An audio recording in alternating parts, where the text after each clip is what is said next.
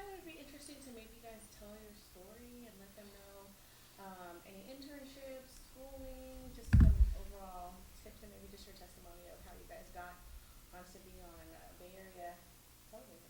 So, Okay. whoever would like to go first? I feel like You want me to go first? you're the Okay. reporter. All right. So, again, my name is Lydia Pantazes. I'm originally from San Diego, California. And I went to UC Santa Barbara for college. I ended up doing some internships while I was at UC Santa Barbara, some in San Diego, some in Santa Barbara as well. I majored actually in English literature and Spanish literature. I didn't major in journalism because you can pretty much major in anything as long as you get the experience, but it's always better to major in journalism. Obviously, I didn't have that. But so I started doing internships and things like that kind of to make up for it. And I also was part of the public access television in Santa Barbara just to learn different things, what you guys are getting to learn here. I'm a little jealous when I see like San Francisco City College and San Francisco State has these great programs. And I'm like, oh my God, if I would have known. But I had to go wherever they gave me the most money for school. So that was my thing. I had to go wherever I got the most money because we didn't have a lot growing up. So I couldn't really like pay for school, so I had to go wherever I got the most. I started out working actually in radio for about a year, and I did Spanish language radio. I was a news director for KBKO, Radio Bronco y La Musical. I was like their news director actually for their station, and I would do like hits every like half hour of news hits. And then I got a job as a writer, producer in San Diego. And then from there, I was there about a year and a half, and then I ended up going to Santa Maria, Santa Barbara market. I stayed there for about 10 years. I stayed there a really long time. I don't recommend it. I recommend you kind of moving up as much as you can, but I really like the area. I made a lot of friends, and they just kept giving me more money and more opportunity, so you end up staying somewhere. And then I ended up moving to Texas, Austin, Texas, to be a bilingual reporter. So I worked for both Telemundo and CBS. There I would report in English and Spanish every day, so in both languages, for the Austin market there. And then 5 years later, I got a job here as a multimedia journalist in San Francisco. And one of the big things that changed for me was that they were going from having reporters to MMJs, which means that we would do all our own videography and all our own editing and stuff like that. I had done a little bit, very minimal, when I was in the first market I was in, but I didn't do a lot. I always had a photographer. So that was a big change because even if wanting to go to the big markets, you had to learn how to be an MMJ, and I was a reporter for 15 years. And some people that have that experience, they refuse to do it. They just are like, no, I'm not going to do it, and they get out of the business. But then there's people who I'm like, I had to say, okay, I'm going to learn it, and I'm going to do it. And I did, and I'm glad I did because now I have that to my advantage. So I've been here about a year and a half. I worked night side, the 3 to 11 p.m. shift for a long time, and then I moved to the morning, Monday through Friday, 3 a.m. to 11 a.m. So my shift completely changed, and I started working the morning show about 6 months ago, maybe about 5 months ago. So I moved over to do what I'm doing now. The morning show and the night show were very different. In the morning show, in the night show, I used to edit packages and go report. Morning show, what I do is live shots all morning long from 5 a.m. until about 9. So every hit, depending if we have breaking news, I do every half hour.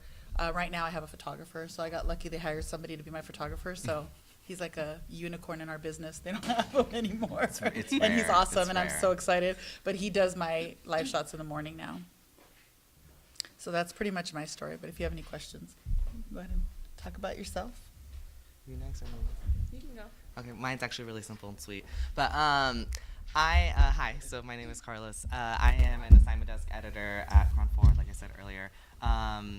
My story, I'm born and raised in Fresno, California. I came up I started off at City College. I went to Fresno City College. I got into the journalism program there, and then from that, I moved on to San Francisco State, where I didn't go into the Becca program, but I was in print journalism, so my background is in print, and fun fact, I'm still in school, so almost done. Wow. I know, lucky.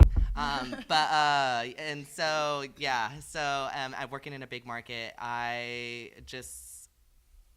Tips for you guys, definitely go out for internships because that's what I did. As soon as I transferred to San Francisco State, I knew immediately that I grab as many internships as I can, make connections with your professors, because they will get you into the door, and that's what happened to me. I got an internship at KRON 4 over the summer, like in 2014, I think, Yeah. right? Something like that, yeah. And I busted my butt off that entire summer, and sure enough, my manager at the assignment desk asked me if you'd want to join the team, we can totally work with your school schedule. And of course, for me, like a young kid in a big market, I'm like, What did you do with your internship? Maybe you can let them know. What yeah. you expecting. In the internship, actually, I had no idea what to expect because I learned about the internship through a friend of a friend, and I applied, and I got an email. I sent in my schedule, my availability, I guess, and then they told me that my internship would be behind the assignment desk. And so, quick question: how many of you guys know what the assignment desk is, or what an assignment desk editor is? All right, cool. That's what I thought. All right, because I myself had no idea, I had no idea what television, what the structure was like. In my head, I thought that there was just a reporter, a producer, and a director, and maybe like some sort of management. But when I did my internship, I interned at the assignment desk, and I found my passion there. Because at first, originally, I wanted to be on camera. I wanted to be a reporter and work my way up to an anchor. But at my internship, I started off as an editor, and then that led my career on to be an assignment desk editor. Essentially, how I would describe the assignment desk, we are the core part of the newsroom, I like to think, because we are the center of information. We are constantly giving information out to reporters, to producers, to our web team. Reporters, they pitch their stories, but initially a lot of the stories are coming through the assignment desk. We make the phone calls, we send out the emails, we deal with police, fire, all that nitty-gritty details. We deal with that, and we're there to help elevate the reporter's story by any means. So I definitely fell in love with that. I guess that authority figure, I have a little say as to what goes in the editorial meetings. And I also fell in love, reporters, they focus on their story, but for me, I have an impact, at least in multiple stories. I help reporters with almost all of their stories. And it could be the slightest information, or it could be much more detailed, information. And that was something that I was more passionate about, that I had some sort of input as to what the newscast is going to look like. And so, yeah, so that's a little bit of description of what an assignment desk editor does. And then they also, we also plan ahead for any, big events. We coordinate with other people. I deal with other news stations and blah, blah, blah, and try to share info and blah, blah, all that good stuff. But that was my story, and, it's still going. I've been at KRON for about 2.5 years, almost done with school, so, but, yeah, that's how I got into television. I guess I can talk. I started out in sports.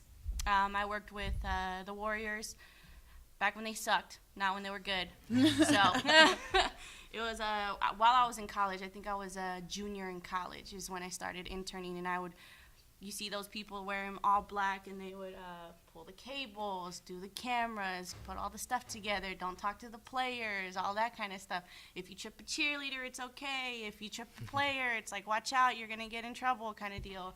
From there, I worked there for about 1.5 years. Then I went on to working with the Giants, and I was with the Giants for 3 years when we won. I was there when they won the 2012 World Series, and I worked in the Jumbotron area, and I worked in the control room, so all the cameras that you see on TV, that's what I did, and all the animations and graphics that you saw on the Jumbotron, that's also what I worked on, all the headshots for the players for both of the teams. Also what else did I do? We worked on the documentary Inside the Clubhouse, where we go out and we interview all the players. We go to Arizona and talk with them there. Sometimes we flew out of the country and we talked with a bunch of different scouts of who was going to come onto the Giants, anything like that. So we did that. From there, I ended up deciding, you know, because it's a 10-game homestand, you're working 10 days straight. Some people like it. I didn't like it because it was like, okay, after 10 games or after 5 days, you get tired, but then you have to work another 5 days. So I was like, you know what, let me see if I can find something else. So I saw KRON. KRON gave me the opportunity, so I went on board as a productions assistant. I worked my way up to a producer. I worked all the shifts in the morning. I did the 4 a.m., 5 a.m., 6 a.m., 7 a.m., 9 a.m. shows. Then I moved to nights, and I did the 5 o'clock, 6 o'clock, 8 o'clock, 9 o'clock, and 10 p.m. shows. And then now I'm stuck in the 9 o'clock show. So, yeah, Monday through Friday, I finally get weekends off. Oh, yeah. Whatever. So, I don't have weekends off. yeah, you have to deal with Yeah. putting in a lot of weekend time, a lot of crazy hours, a lot of. Yes.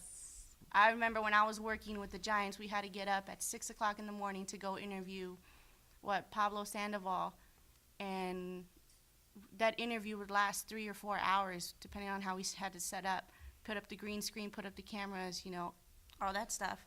And then you had to also factor in travel time. Then we had to actually get ready for the game. So we had to be back at AT&T Park at 2:30 to get ready for those get the game cameras ready, set up everything, get all that ready. The game wasn't until 6, but we still had to be there to prep everything. So you got pregame, you got pre-show, you got the first pitch. So you have to get all of that on camera. You got to communicate with Comcast. So it's like all of that. Sometimes we weren't even leaving there. Even though the game ended at 10 o'clock, 10:15, we weren't even leaving till 11:30, 12 o'clock, because you had to ingest all the film. You had to transcode it. You had to write everything out, transcribe it too. So all that, those are like 12-hour, 13-hour shifts, 10 days a week. And then you get a whole 2 weeks off while they're away. Or you fly with the team and you go with the team and you go shoot with the team. Yeah. Mm-hmm. So go, Marky. Okay. My name is Mark Burnette. I'm a director at KRON. I'm from North Carolina, Eastern North Carolina, and I actually went to East Carolina University, and while there I started at the campus television station there. Looked much like this.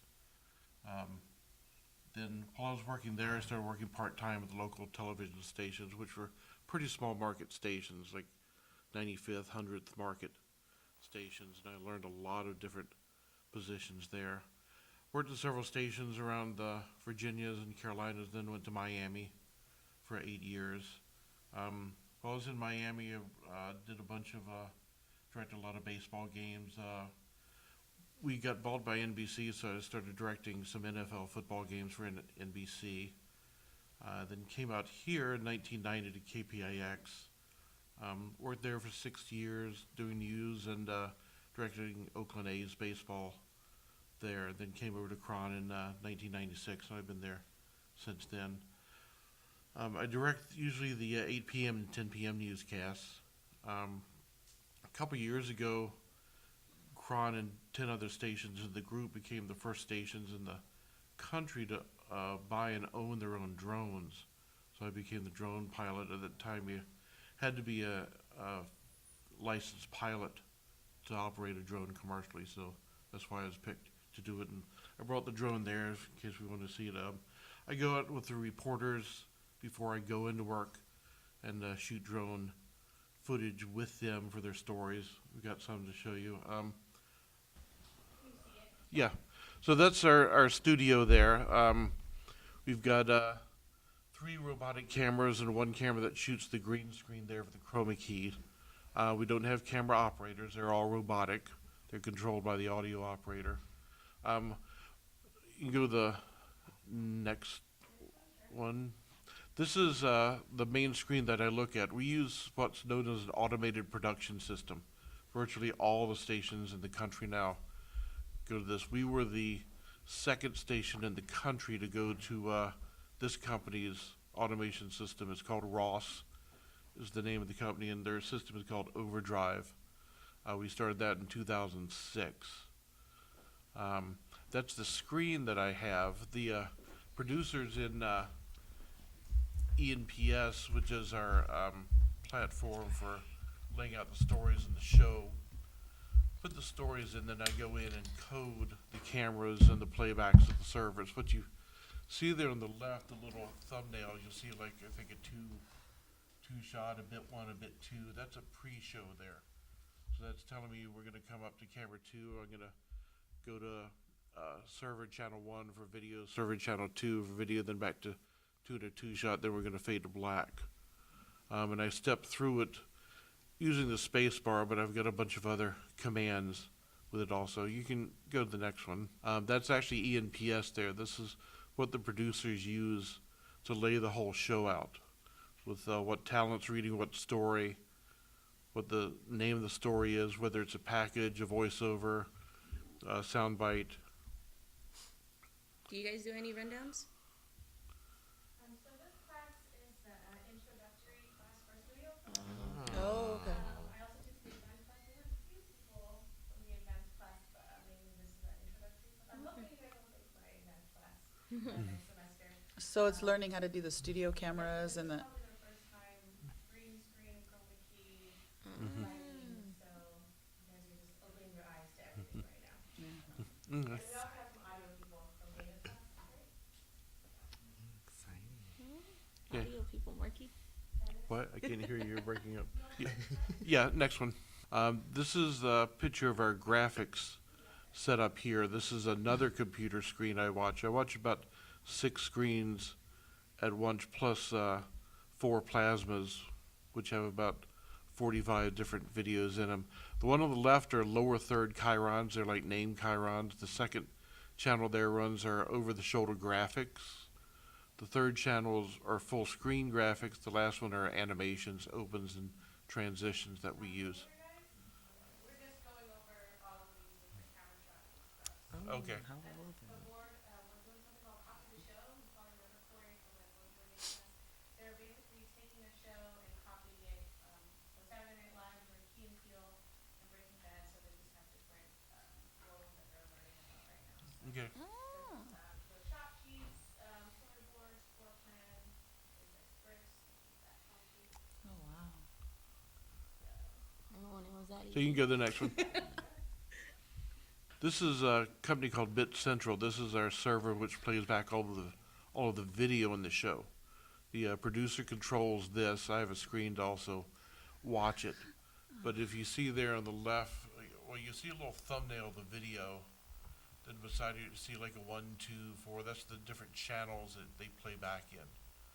Then up at the top, we've got clocks, which give us count up and down as soon as we roll each video and go to it. Okay, you can go to the next one. Okay, that's the control room there.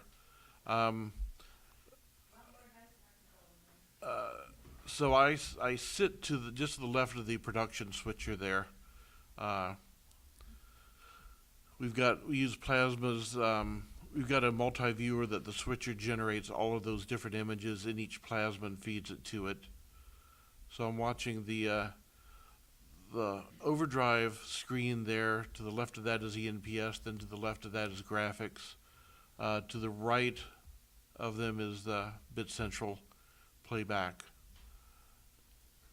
And I'm pretty much, we don't use all those screens at once. Probably 90% of what I'm watching are the cameras, the server channels, and the graphics.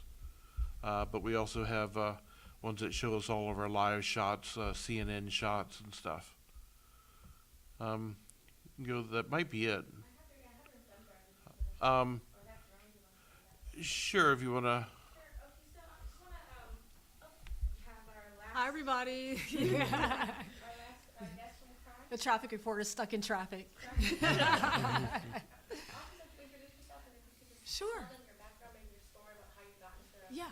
being a traffic and news anchor. All right. Well, my name is Robin Winston, and I've been at KRON for about 11, 12 years now. I started as a fill-in traffic reporter. I went to San Francisco State, studied broadcast journalism, did my internships at a bunch of TV stations and radio stations around the Bay Area. I started off in radio. I worked for a little company called Metro Traffic, and now they're called Total Traffic, owned by, I think, iHeartMedia. And they were basically a company that provided news, traffic, and weather to all the big TV stations and radio stations. So sometimes when you're listening to music on a radio station and then you hear them go to traffic, they would actually be at this little company called Metro Traffic. And at the time, we produced the traffic for KRON. We used to have a helicopter that monitored traffic for KRON and a bunch of other TV stations. And I was that producer, the person inputting the information. And so after doing radio for about 5 or 6 years, I applied for a fill-in position to do traffic at KRON. And 11, 12 years later, I just got hired as the morning news anchor. So I anchor the 4 o'clock show from 4 until 5, and then from 5 until 10, I cover all the traffic. Long story short. But I've been in the business overall for about 15 years. Yes. When you were applying for accepting internships, Mhm. did you know that, like, were you interested in traffic specifically, or No. did it just kind of happen because that was what was available? That's a really good question. I wanted to be a field reporter, but when I started doing the internships, I would go out with the reporters and I'd see all the stuff that they went through. And I was like, I can't do this. You know, it just, they had to be so aggressive and they covered so much and, you know, homicides and fires and politics and, you know, sticking the mic in front of someone's face and getting an answer and chasing down the story. And I was like, wow. I think I changed my mind. So I started thinking about, okay, I want to be in broadcasting and do TV, but what's the lighter side of TV? Because I just didn't feel as though I had that personality, that aggressive, you know, go-getter sort of personality. And so I talked to a school counselor at San Francisco State, and then he told me about traffic and weather and producing. And I said, oh, okay, that sounds like something I'd be interested in. You know, there's so many different aspects of you know, television that you can be a part of. And so I realized that I didn't have what it took to be a field reporter, but I like doing traffic. And so, and I was from the Bay Area, born and raised, and I was like, okay, I think I can do that. And so after interning at Metro Traffic, I became a traffic producer and then an on-air reporter, and that's how I got started in traffic, yeah. And I like it. I like it because it's sort of the lighter side of news. When we do traffic and weather, I don't know if you guys watch, but we joke around a lot. And I think, yeah, you know, sometimes that's hard for the reporters out in the field because they're covering politics and serious stories. But, you know, it's kind of like we are expected to entertain a little bit when it comes to weather and traffic. And since I have like an outgoing personality, and I like to joke around and smile and have fun, I thought, okay, I'll stick with weather and traffic. So that's a really good question. That's how I got into it. Yeah. I'd like to open it up for any other questions when you guys heard all of their stories. If you guys have some kind of question or maybe give them an example of what you guys are maybe looking into. Question for Mark. How many people are actually in the control room during the time? Now it's, we can do it with myself, the audio operator, which also is trimming the camera shots, the robotic cameras, and the producer. It used to be director, assistant director, technical director, KRON operator, audio operator, and a producer, and sometimes an associate producer. So it used to be 7, 8. Oh, and a robotic camera Just 3 operator. of us. Yeah. He'll be in front, and then I'll yell at him, take the shot, take it. I'll yell back, no, I'm not. No, I can't do it. And then we have a back row director and the audio guy Yeah. sitting next to us. So. And they're on a different floor. So like they're in the control Yeah. room. Yeah. I'm downstairs in Yeah. the studio. It's a whole. And the only way that we communicate with each other is through an IFB. I don't know if they talked about that, but I have a little earpiece in my ear, and they tell me what to do. Shut up, or keep going, or you know, stretch. You know, we're having some technical problems, or maybe the president is speaking and it's like, okay, shut up. You know, they'll cut me off, but I don't see them, but I hear them, and so it's a big part of communication when it comes to the control room and the anchors that are actually in the studio. It's kind of crazy sometimes. Do you all know what IFB actually is? Well, it's an output out of the audio board that can, like when we have a live shot, it'll mix out. As fancy as your guys. Yeah. I use earphones right now. So mine are not fancy at all. You can see my white cord. It's like my iPhone earphones. That's what I have right now. And then the battery goes into it. Yeah. So. Yeah, that's pretty much it. The audio board, It's like actually when we pretty fancy, actually. when we do a lot, when we For do me, a, yeah. a live shot, the audio board will mix out the person talking out in the field, because otherwise they would hear themselves back several seconds later. And then on the IFB on the same line, you can interrupt that. IFB actually stands for interrupt foldback. So it interrupts that line so the producer can talk to them. With the advancement of all this technology and software, has that limited how many people can get into the industry? Yes. Oh, yes. I mean, when I started, there would be 3 camera operators on the floor, and then you'd have a director, depending on the size of the market, a technical director, an audio operator, KRON operator, master control operator. Most stations now don't even have what's known as a master control, which would be where all the shows outside of newscasts are running commercials. Us and virtually all the stations are what we call hubbed. All of our content is actually played out of Indianapolis. Channel 7s, I think they have a hub in Bakersfield for KGO and KABC and some others. And there's guys sitting there in a room like this looking at 30 different stations at once. Each pod in it is a television station. And they're watching to make sure all the commercials play back. And the commercials actually inserted from there, fed back to our transmitter here. So when we do a newscast, we're actually feeding our newscast to Indianapolis. They put it into the show, and then it goes back out. So is there like specific software or programs that we should be learning to study now, so that at least when it comes down to it, I know that's You want to learn, there's 2 main ones, Grass Valley, which is a company that used to make switchers. They make a program called Ignite. That's their automated production system. But Ross, which is a Canadian company, makes Overdrive that we use, and a lot of stations are going to that now. So go to the internet, search up Ross, and look at like production control systems, Overdrives. They've actually got a lot of stuff online that will show you how it works. If you go to YouTube and search like Ross Overdrive, you'll see people running it. Such. And get ready for it to crash. You know what to do when it does crash. When I worked at one of my first stations, we had switched over from having people on cameras to Parker Vision. It was called Parker Vision. Do you guys Yeah. remember?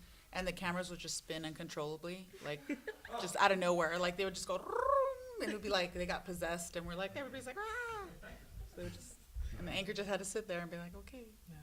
Happens a lot. Yeah. It happens a Or lot. it's That- moving. My first day anchoring, I think ENPS crashed.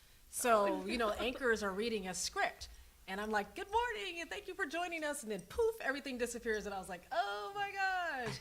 So that's where it got to. I was like, what do I do now? And then at some stations, they don't want you to print, because back in the day, when I was anchoring at one of my stations, I used to anchor the weekends, I used to have all my scripts printed out. Well, now, because, you don't want to waste paper, they're like, no, don't waste paper, just have your computer there. Then it crashes, and you're like, What do I do a now? deer in headlights, what are you doing? Oh, that's so funny. It's crazy. Mark, may I ask what and how was your earliest, like your first directing gig like? Well, it was at the campus television station, directing the economics professor. That was pretty exciting for an hour televised lecture. Once I went into, started working at the local television station, I started doing master control and audio and stuff, then started directing the weekend news. And it was, in some ways, it was a lot more difficult now. When we go to a package, we just play the server channel, and the whole package is built there. Back in the day, then most of the stories were shot on film. So you would roll a film. The reporter would edit, let's say, 20 seconds of silent film, and then 20 seconds of a sound bite, and then say 20 seconds of silent film. Then he'd go in the audio booth and cut an audio track on a cart for 20 seconds for the intro and the tag. So you'd roll that film, the audio guy would hit the audio cart, so you'd have the track of the reporter with the video. The audio cart would stop, they bring up the track for the sound of the film projector. When that was over, then he'd hit the cart again. And you were building the stuff all on the air. And then during the sound bite, you go to another projector to roll B-roll over that sound bite, and then back to the first projector. That was back in the day. So you were We don't do completely that no more. building a package on the air, every package. It was a lot more difficult than it is now. Now he just take. Just kidding. But you have to make sure that the cameras don't go. Yeah. We have to make sure that the video is in the right spot and it plays the right video. Yeah. That's a good one, yeah. Was it-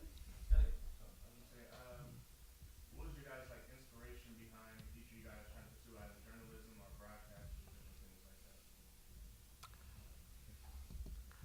Oh, well, okay, for me,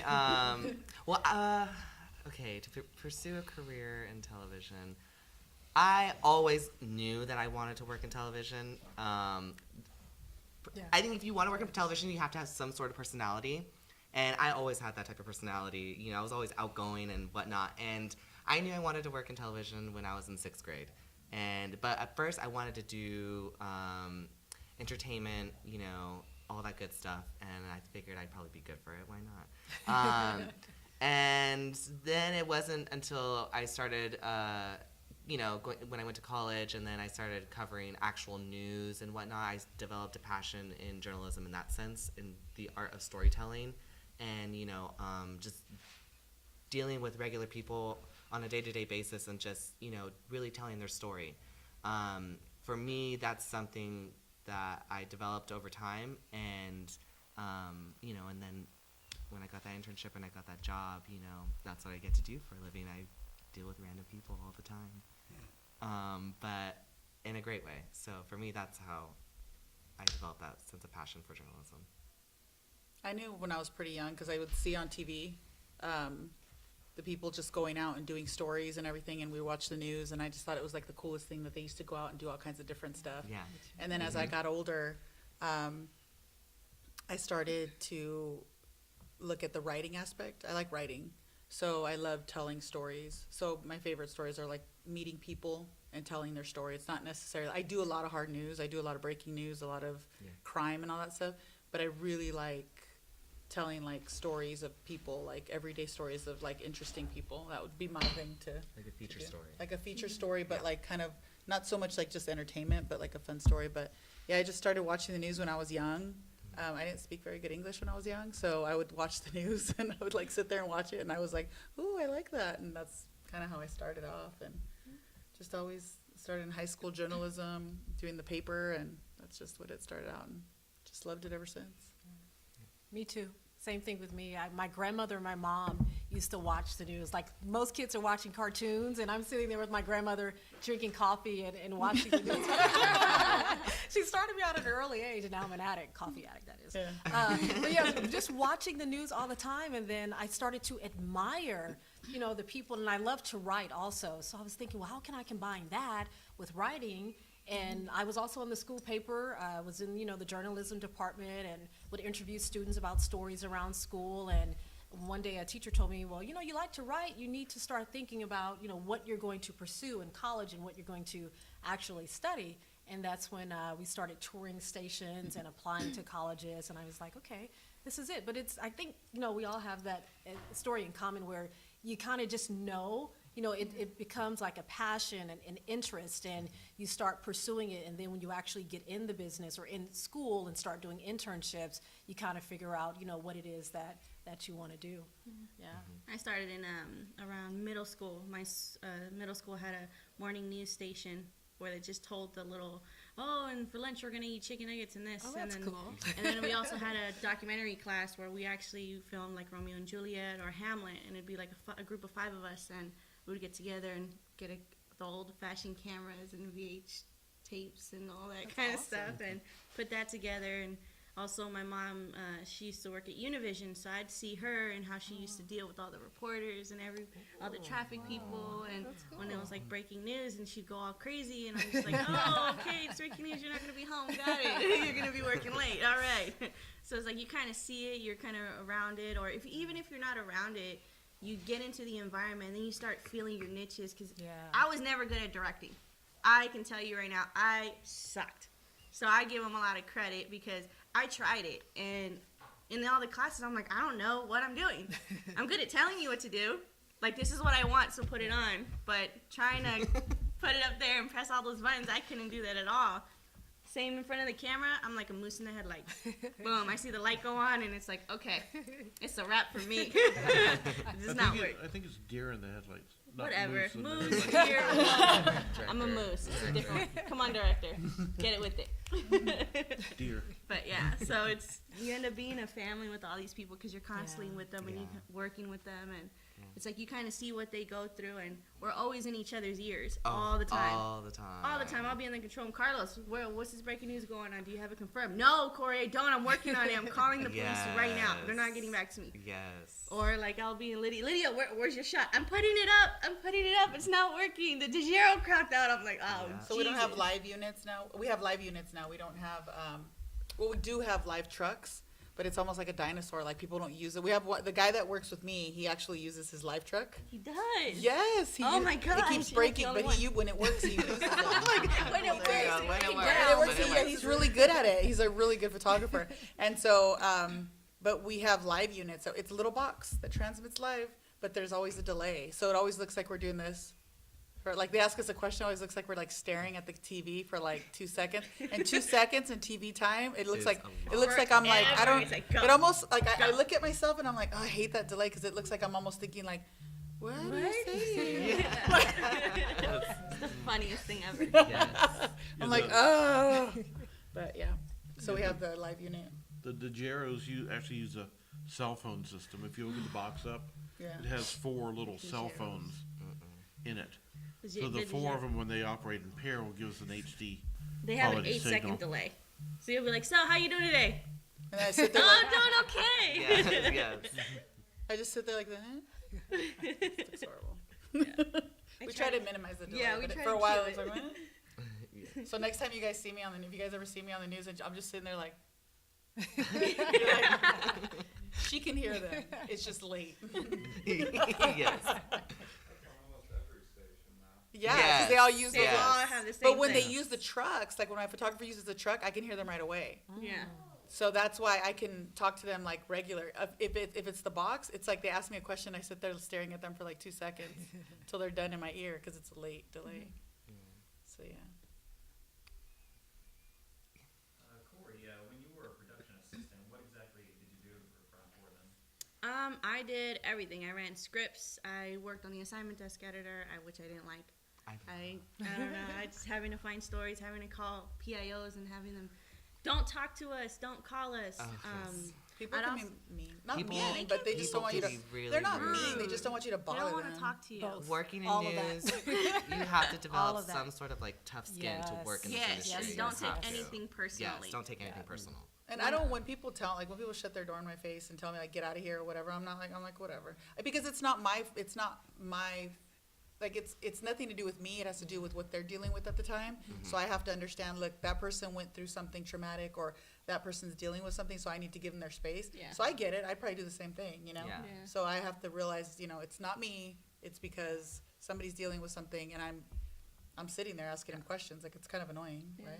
I mean, it could be annoying. It could be That's what annoying. intimidated me. Yeah. I wanted to be Yeah. a reporter. I was like, when I saw that and I went out with reporters and I saw what they went through, I was like, that's not nice. Like, I can't put, they're not nice out there. I can't put up with that. I can't deal with that. So Yeah. it really takes a strong, and I really admire the people that are out in the fields, like doing the work. It really takes a strong personality. This business will make you strong too. Yeah. Yeah. I don't think I would, yeah. And then I started I started writing. So I started writing on the shows, and they would put me in for like a VO or like a VOSAT, and then or break down a package, or they'll go, okay, call CNN, have CNN send this video, and then you can go ahead and write this story. And I'm like, I don't even know this story. Like, what are you talking about? I'm not from Ohio. Like, I don't even know what that city is. Like, what are they doing? So they would send all the video, contact them, and then I'll just write up the script, and then I'll have it checked by the EP or have it checked by the producer, and then through that. I'm sorry, they don't know what a VO is or. Oh, sorry. Okay. Oh, okay, A VO okay. is just video on a track, and that's it. Voiceover. Yeah, voiceover. Yeah. VOSAT is voiceover with a soundbite, tossing to a soundbite, and then there's trailing video over it. Then there's a package is pretty much what reporters do is they Is you get a bunch of interviews, Yeah. video, and I tell like a story all compacted into like a minute and a half. So It's you funny pretty that much you start said out the- writing. Both something I go home and talk to my husband. He's like, I don't even know what you're saying right now. Like, Yeah. What is that? Yeah. What is that? You get all the lingo. I'm like, it's news talk. And he's like, well, I don't. What is the deal? is that? yeah.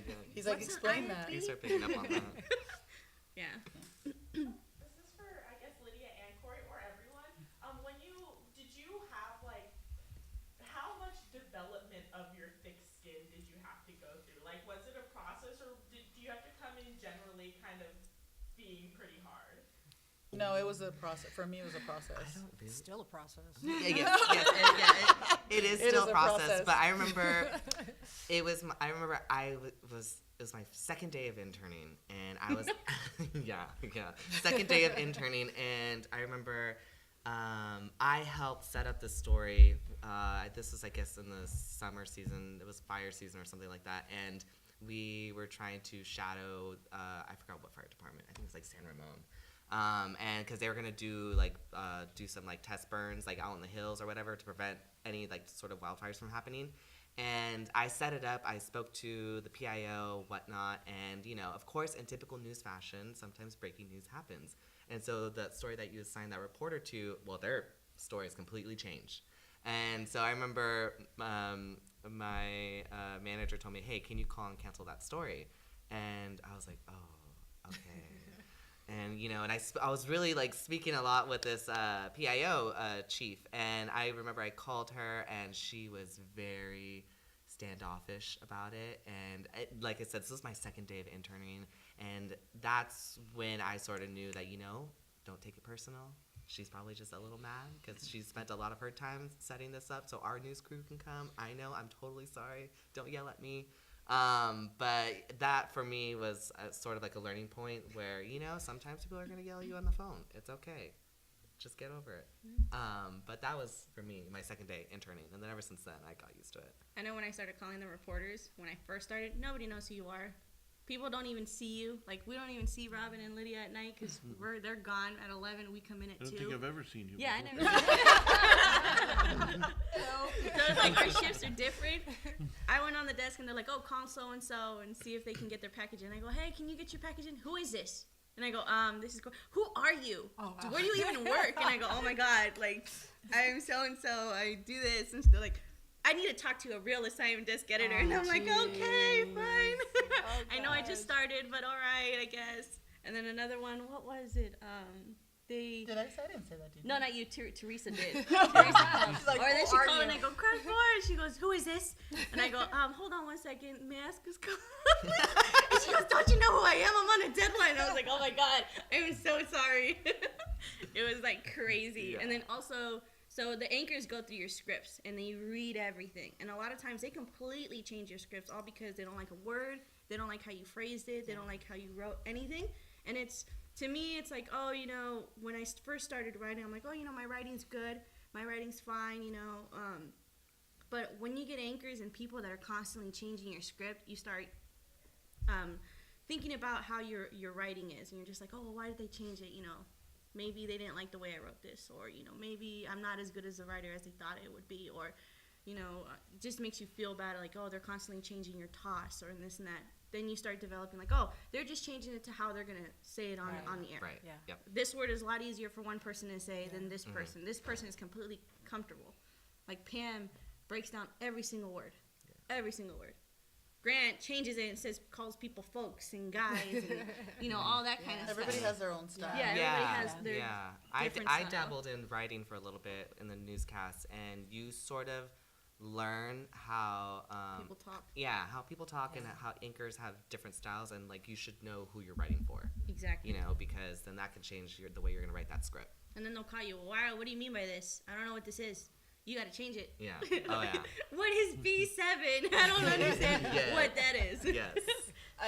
Just going back to writing and going to like having thick skin. I remember when I'm at my first jobs after I did radio and I went into writing and producing. I was writing for an anchor, and I remember that I did something wrong. I said something wrong. Like I was really new. It was like my first 2 weeks at the station, and the executive producer he was one of those old school. I don't know if they have them anymore. Not really, but the old school back in the day was like the old school managers that used to go outside and smoke, and like they were like old school news guys. And Not outside, in the newsroom. inside, yeah, they used to have their little bottle of vodka under their desk, and they're smoking at their desk. So it was like the old school news. And this guy, and he just reamed me, like he yelled at me in front of the whole newsroom, and was just like yelling at me. And I just remember, I just looked at him, and I was like, slowly, little tears starts coming out, and all of a sudden I was like, ah, and I just started crying. And everybody remembers that. I was like 22 years old, and I was like a writer, my first job, and I just started crying, and they were like, but then after that, I don't cry for anything. I mean, I don't cry for stuff like that anymore. I'm like, whatever. If somebody yells at me, I'm like, it just gave me really thick skin, that one experience.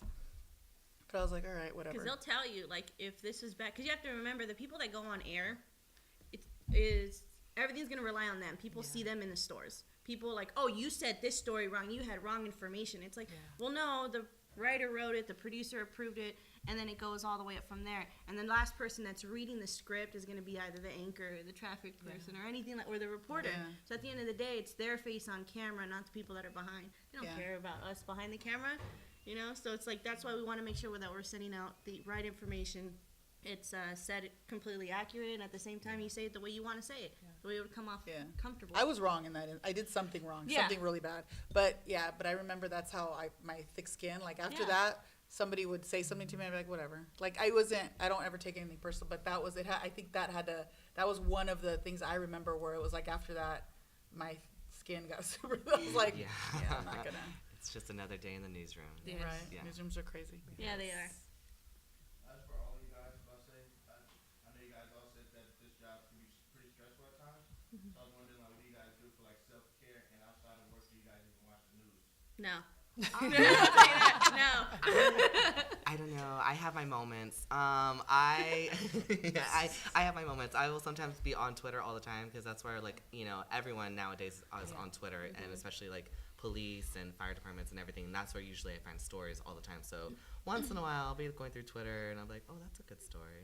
And I'm like debating, like, should I email that in or not? But someone probably already saw that. But for me personally, physical activity, that's great. I mean, like, I'm a runner. I go to yoga.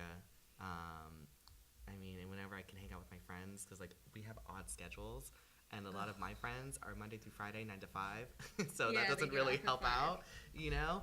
But whenever I can hang out with my friends, I definitely do. Or I hang out with coworkers after work. What are you doing tonight? You know, Let's exactly.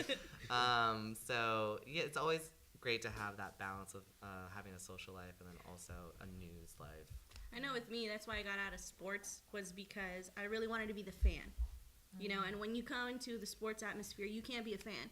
You see Kobe, you see, you know, Dwayne Wade, you see all those big names, and you can't be like, oh my God, and just stand there like, wow, they're standing in front of me, or oh my gosh, they're so tall. You have to, I mean, compared to me, because I'm so little. So, like Larry Bird, you see all these big people, big name people, and you're just like, okay, you can't be starstruck, you can't talk to them unless they talk to you. You know, you have to be like the reporter, you have to get the video, and you just have to be professional with them. You have to understand that they get this all the time. And to me, it's like I wanted to be that fan. I wanted to enjoy the game. I didn't want to have to work it constantly. So to me, I was like, you know, I want to get out of, because when I worked the Giants games, everybody would be like, let's go to a Giants game. I'm like, ugh, I just worked that yesterday. Why would I want to go back and see everybody that I just saw working? And then they're going to ask me, oh, didn't you do that? Didn't you do that? Didn't you do that? It's like, oh, yeah, I did that. Okay, that's fine. I was like, let me just, you know, have a good time and actually watch the game.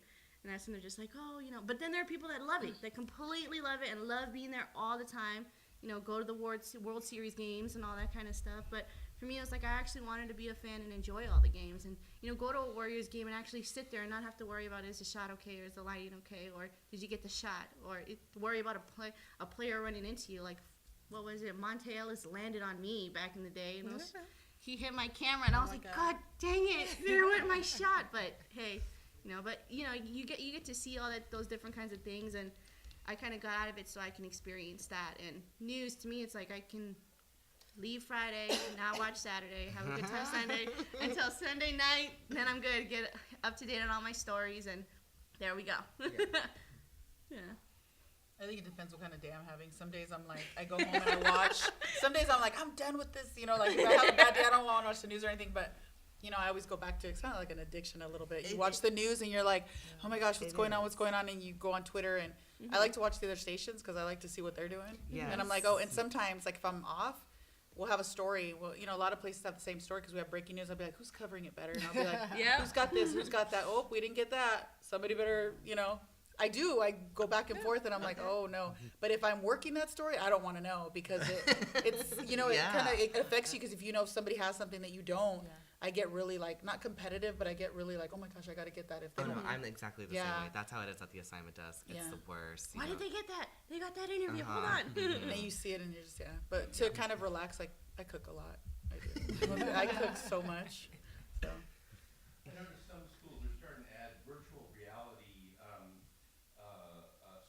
classes to their multimedia curriculum. Wow. And I'm wondering if there could be an impact on news coverage, if there might be some kind of like customized, maybe 360-degree cameras on drones interacting with people, or something that would impact news coverage. If you see that coming in on the horizon, it looks like it might be a place where somebody that's just starting out might be able to find a niche. I don't really see that in news coverage. I mean, we're busy enough just shooting video and stuff. Even using the drone requires a bit of production and clearances and stuff. I know they're doing it in sports. And then they're also doing it in multimedia, like websites. I like, well, or even like print journalism. Like I know the New York Times and a lot of the uppity up newspapers on their websites. Whenever they cover huge feature stories, sometimes they have that 360 camera. I know I've seen one. It's really cool to mess around with it. So I think in that sense, I don't think it will have as much, at least I don't think it would have an impact as far as broadcast goes, television, but for sure, print, online journalism, definitely. See, I've told you this, I think never say never. Because you don't know. I mean, years ago, we would never have been like, oh, there's going to be automated cameras in the studio. We're like, no, that's not going to happen. So I don't know. I never say never to anything because you never, if there's a tool out there, they'll figure out how to use it, and they're always trying to come up with new ways to make news interesting. Your phone. This is a powerful tool, and then also social media is such a powerful tool. You can do an entire story with your phone, you know, and they'll air it on the news. Yeah, 100%. Half the time, I'm usually asking people on Twitter and Facebook, can I use your video? Yeah. Like, if you're recording something of a scene that we're not there yet, I'm always reaching out to people, like, hey, can I use your video? Can we credit you? So, yeah, I guess never say never because journalism is constantly evolving. Yeah. Well, I know they're already using AI, like at the Warriors arena. They're using already the 360 for NFL games. They're using it for the Warriors games. They haven't primarily used it for the Giants yet, but they do have AI where they want to bring the actual, let's say if you're sitting up in the boonie seats and you want to be closer, so they're giving you like the goggles so that you can actually see as if you're sitting courtside. So they're doing it for like in-game things. I don't know about TV. So. I had a question for Carlos as Yeah. far as how you manage all your sources and ultimately decide what stories to chase and which ones to set to the side based on how much you have to manage. The assignment just doesn't solely like confirm that this is the story that we're going to chase. I mean, it's in our editorial meetings. It usually is the producers, reporters, and the assignment desk editors, and we sort of just discuss what's happening right now, or what's something that we can chase, or something that we can continue to cover from the morning to the evening nights. I mean, I don't know. For me. Video, if it has video. If it has video, because obviously we're television, so video is a huge element. Also, I hate to say this, but, you know, sometimes it can be a little true where if it bleeds, it leads, you know? Stories that have a little bit more dramatic ending to it. And if it's still happening. And if it's still happening, yes, of course, because sometimes we have our slow days where we're really thirsty for stories. Yeah. I guess something if there's a dramatic element where I'm like, okay, like, or a fire that displaces, I hate to say it, but if it displaces like 10 people, you know, and there's like dramatic damage to the building or something like that, something that's good visually, I'm like, okay, we need to get that. And then it depends on what show. Yes. So let's say the big news of the day is going to be on the 5 o'clock.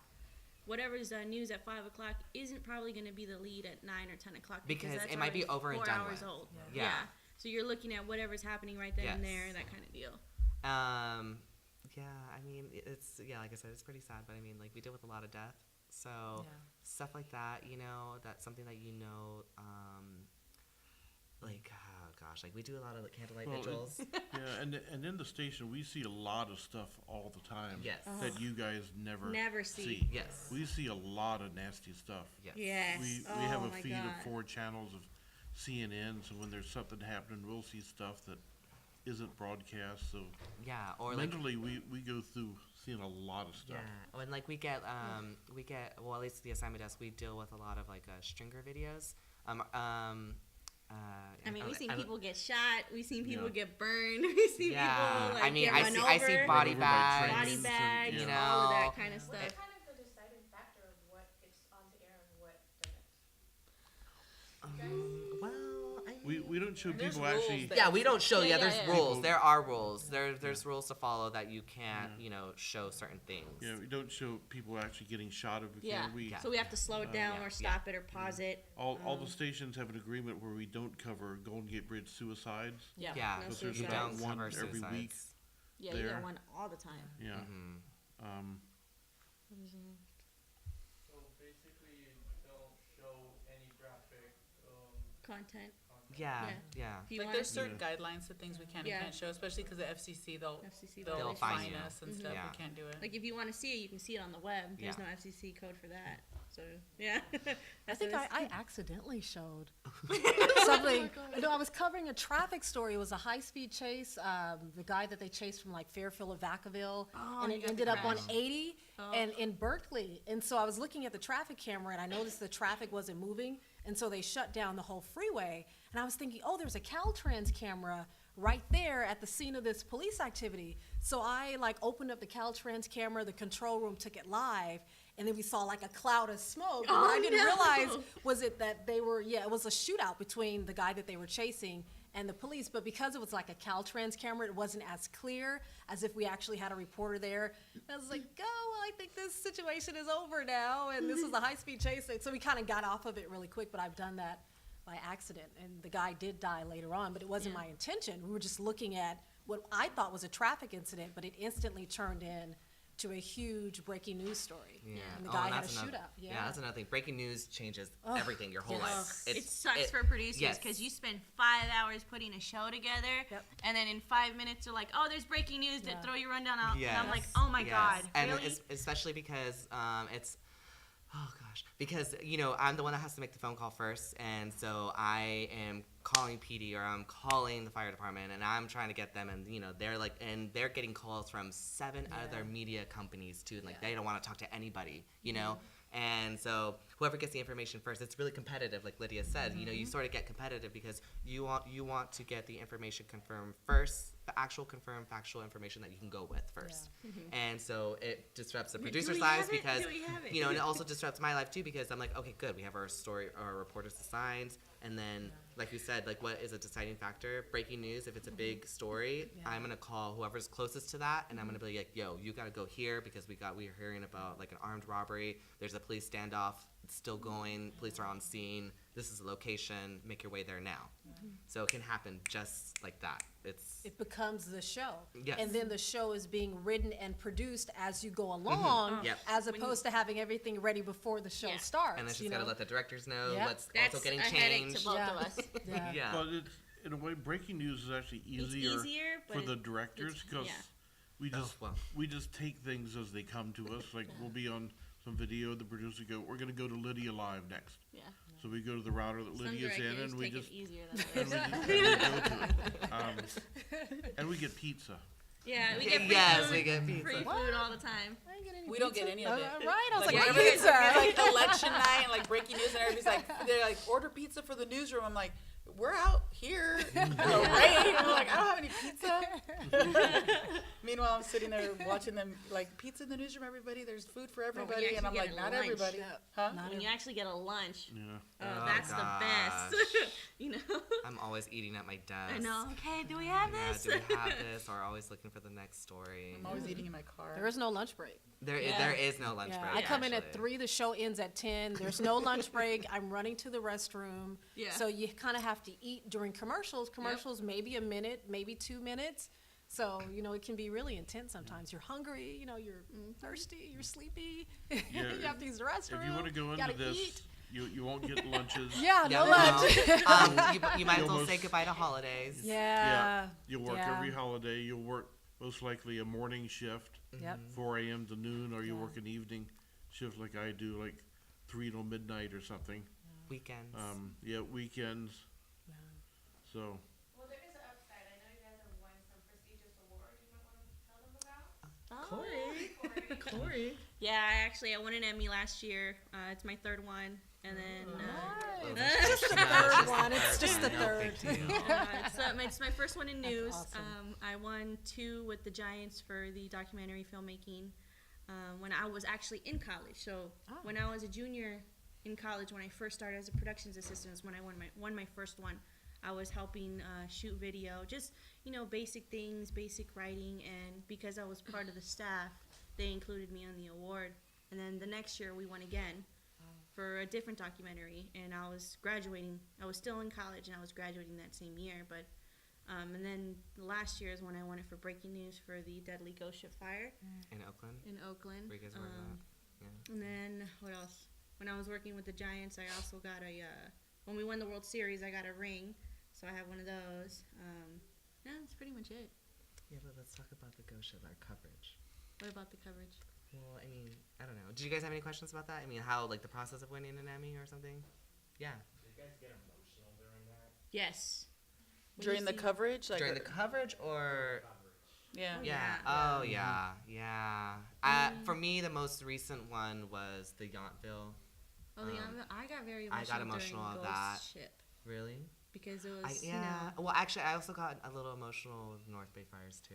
yeah. That not was the kind of, covers. yeah, that was a little devastating. I mean, sometimes you have to stand back and you kind of look at what's going on and you Yeah. kind of see, like, there was somebody put all the pictures of all the people who died on one big form, and Yeah. everybody in the newsroom was passing by it, and a lot of times the people would just stand there and they just have to take a moment to just, all these people just lost their lives, but this is a big breaking news And we also coverage. like would mark the picture just to see which ones were alive or which ones were still not accounted for. Mhm. So it's like every time you pass by that and you see another X, and it's like It's like you kind of know, like, oh man, Like, another family this is just lost somebody. another and yep. a lot of our anchors, they do break down. I know for the Yountville, when we were identifying the women who passed away, That was one of my anchors started breaking down during the actual newscast. So I had to recode and change everything and tell the director, like, hey, you know what, we can't go to her. She's, not feeling it. So I had to just change it to the other anchor super quick for the next 3 minutes. And 3 minutes out here is like nothing.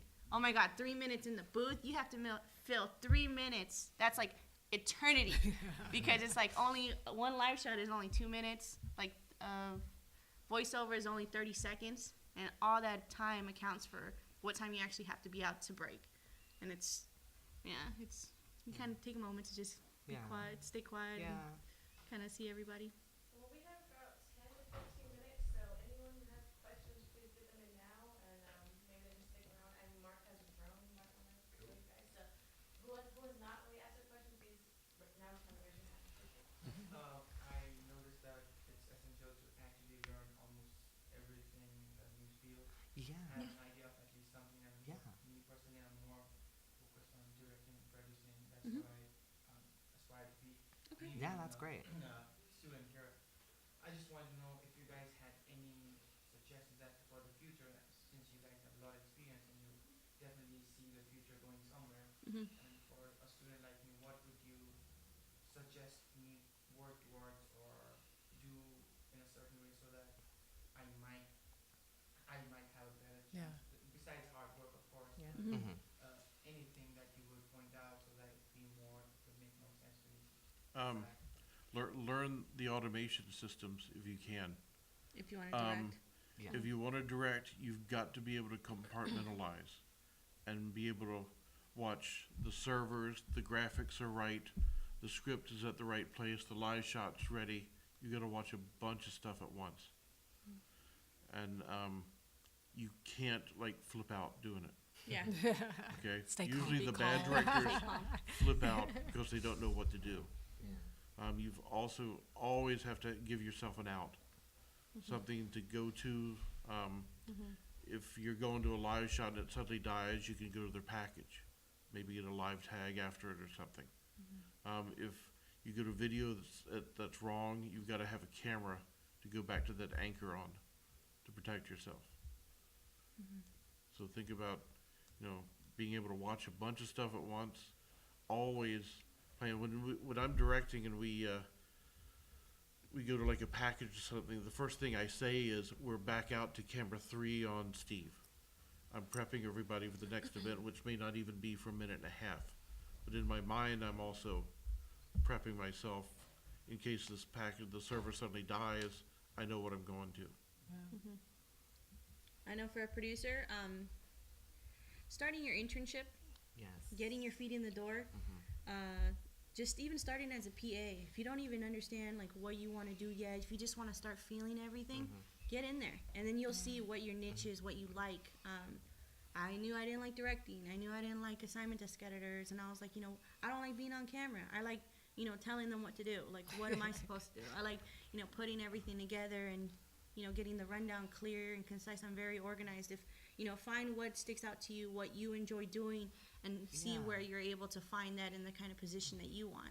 Yeah, that's really great advice too, because when I was an intern, I also worked. So I was interning at the assignment desk. I was interning as a writer, and then they also had me on the website. So I was writing online articles and cutting, editing video for the website.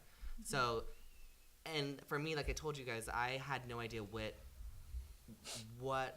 sort of positions there were in television. So it's really great to do these internships and also just get exposed to different positions, because you never know. You might find something that you like different. Like, Robin likes traffic. She wanted to be on as a reporter, but, she liked the lighter side. For me, I wanted to be a reporter too, but then I also loved the nitty-gritty stuff of like being an assignment desk editor. That was my true passion, Same thing with the rest, So it's great to just start applying, get internships, You get can even exposure. start it now Yeah. while you're in school. Yeah. You for should sure. start it now when you're in Yes. school. And you know what? If there's a job opening in They're a going to be station, quick to hiring don't you be before like- anybody else. don't be like, oh, that's not what I want to do. Just take the job. No, Like, yeah. just get in.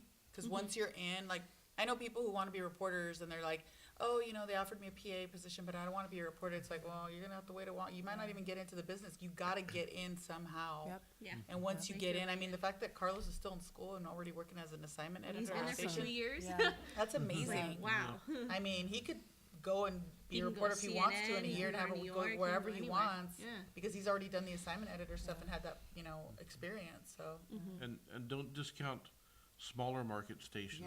Yeah. Exactly. Too, I know. you're in the 5th, 6th largest TV market in the country Yeah. here. I started in smaller markets in North Carolina and stuff, and you can learn a lot of different things really quickly and move up in the smaller market stations really quickly. Fresno, here, Redding, and Bakersfield. even Sacramento and stuff.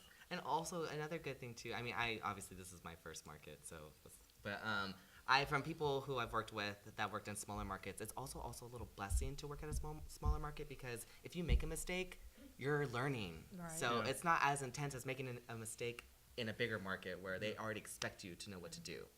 So that's also a plus side too.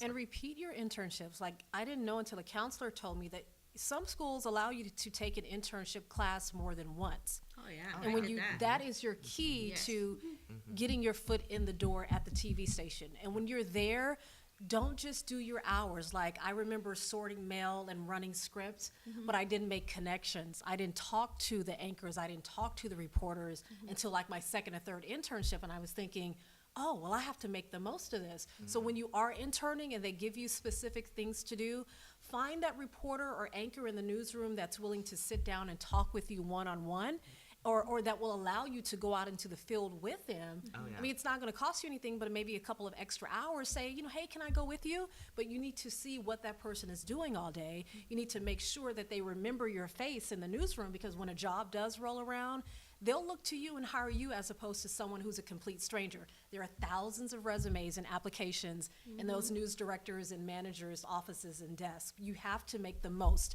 of your internship. I mentor a couple of people, and I tell them, be the intern that never leaves. That should be your goal. When you get an internship at a station, your goal should be to stay there. Because once you're out, how are you going to get back in? And I would You know? say, look at other stuff too. Go walk in the control room, talk to the guys in there, talk to them.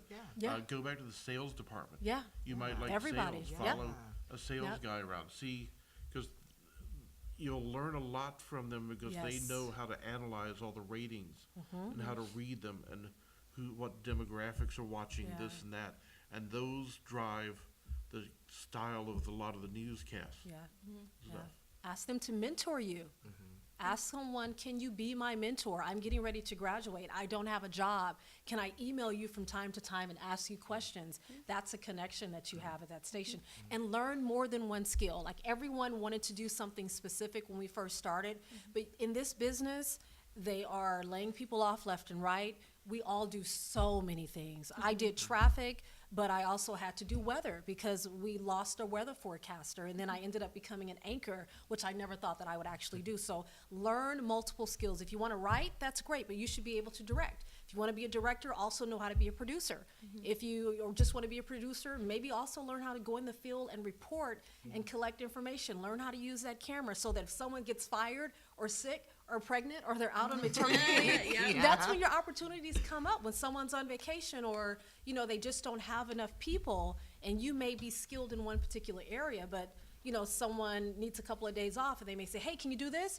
Bam, now that's your job. So learn several things, even if that's not exactly what you want to do. Just have multiple things under your belt, because they will use you at the station. And don't piss people off. This is Oh, broadcasting is actually It's a a very small business. It's a very Yeah, they small. know everybody. Don't burn your Yeah. bridges. I mean, Don't burn your bridges. I've been asked about so many people Yeah. I work with, like for jobs and things like Yeah. that, and it's like, hey, do you know this guy? You work with this guy, and what's he like? And so you don't want to burn your bridges. And I have people all the time ask me, well, do you know any other stations that might have openings and stuff?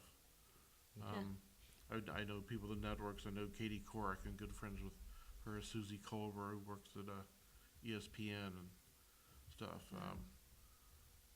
Just don't be afraid to ask, well, do you know somebody at this station or any other Network. market or something? Network. Because Yeah. a lot of us know people at bunches of other stations. Yeah.